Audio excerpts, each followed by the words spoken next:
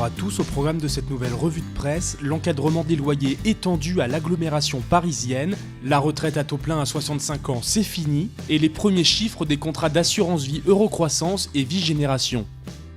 L'encadrement des loyers gagne du terrain. Un an après son entrée en vigueur à Paris, ce dispositif va être étendu à plus de 400 communes de l'agglomération parisienne, a déclaré la ministre du Logement Emmanuelle Coste sur France Bleu.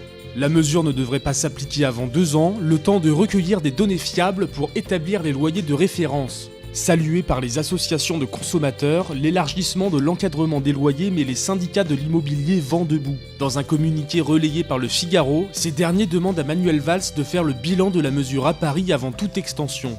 En effet, le Premier ministre avait à l'époque présenté la mesure comme un dispositif expérimental dans la capitale.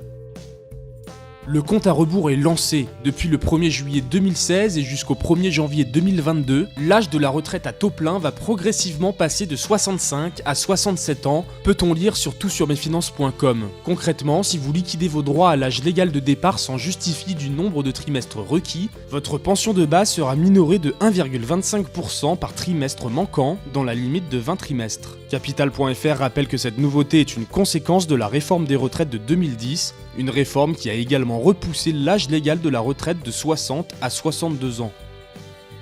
2 ans après le lancement, quel bilan pour les contrats d'assurance vie Eurocroissance et Vie Génération ? Selon des chiffres de la FFSA relayés par Boursorama.com, on comptait fin 2015 123 000 contrats Eurocroissance et 2100 contrats Vie Génération. L'autorité de contrôle prudentiel et de résolution indique de son côté que la collecte sur les contrats Eurocroissance s'est levée à 773 millions d'euros en 2015, bien moins qu'escompté. Pire encore, pour l'encours des contrats Vie Génération, qui dépasserait à peine les 200 millions d'euros, peut-on lire sur ces banques. Des chiffres qui ne pèsent pas bien lourd quand on les compare à ceux de l'assurance vie, qui dépassent les 1600 milliards d'euros à fin mai 2016.